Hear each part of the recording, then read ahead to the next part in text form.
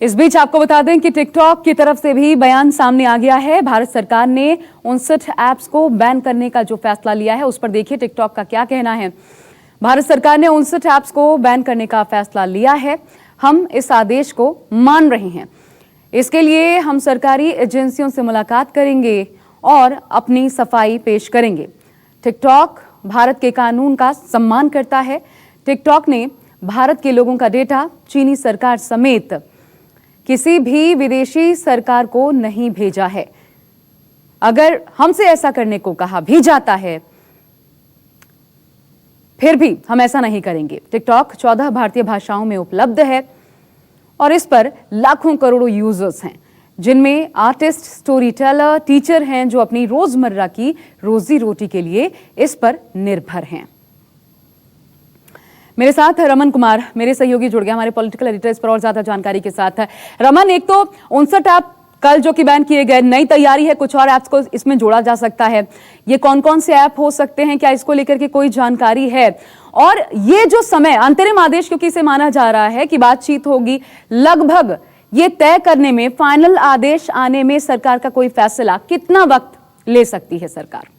देखिए, आखिरकार सरकार को निर्णय क्यों करना पड़ा, क्योंकि ये एक बड़ा निर्णय है और इस ऐप को इस्तेमाल करने वाले लोगों की संख्या भी काफी ज्यादा है। और इस ऐप के इस्तेमाल करने के चलते जो भारत के जो निजी ऐप के उत्पादन करता है उनको मौका नहीं मिल रहा था, क्योंकि अभी लगातार ये रिपोर्ट्स आ रही है कि इस फैसले के बाद, सरकार के इस फैसले के बाद कई जो निजी ऐप है जो भारत में जिनका निर्माण हुआ है उसको लोग लाखों की संख्या में फॉलो कर रहे हैं। एक आशंका या कह सकते हैं कि सरकार के पास शिकायत इस बात को लेकर थी कि बहुत सारी जानकारियां इस ऐप के द्वारा मांगी जाती है जो इस्तेमाल करते हैं इस ऐप को, और उसका गलत इस्तेमाल हो सकता है या हो रहा है, क्योंकि ये चाइनीज ऐप कंपनी है। इसलिए टेलीकॉम मिनिस्ट्री ने साफ तौर पर इन सभी जो ऐप को बैन किया गया है या अभी कहा गया है कि अंतरिम बैन किया गया है, उनको कहा गया है कि आप अपनी सफाई आकर दें। जो आपके खिलाफ शिकायत है उसके बारे में आप दस्तावेज के साथ यहां पर पेश हों और जो अधिकारी हैं उनको अपनी बात रखें।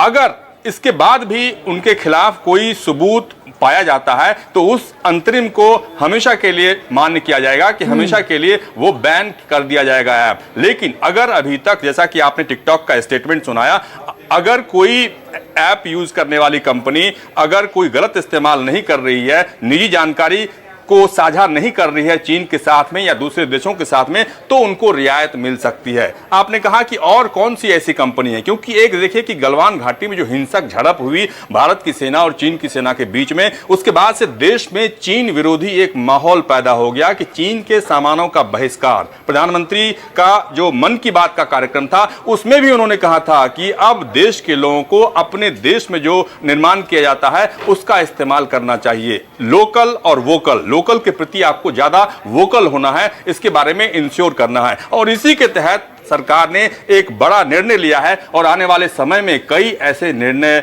और लिए जाएंगे। और बड़ी बात रमन ये भी है, ये समझाना पड़ेगा सरकार को कि जब ऐसी संभावनाएं थी कि डेटा लीक हो रहा है तो फिर आखिर अब जब एक दबाव पड़ा है चीनी सामान को बैन करने को लेकर, तब ये फैसला क्यों? इसके पहले इस पर क्या किया गया? क्या ये निर्णय पहले नहीं किया जा सकता था? अब दबाव में जब ये फैसला हो रहा है, चलिए देखना होगा कि कब तक रिजल्ट सामने आता है आखिरी। बहरहाल शुक्रिया रमन आपका हमारे साथ जुड़ने के लिए। नमस्कार, मैं हूं मानक गुप्ता। अगर आपको हमारा ये वीडियो पसंद आया हो तो इसे लाइक और शेयर जरूर करें, और हाँ, हमें सब्सक्राइब और फॉलो करना ना भूलें ताकि आप देश और दुनिया की कोई खबर मिस ना करें। तो जुड़े रहिए हमारे साथ और देखते रहिए News 24।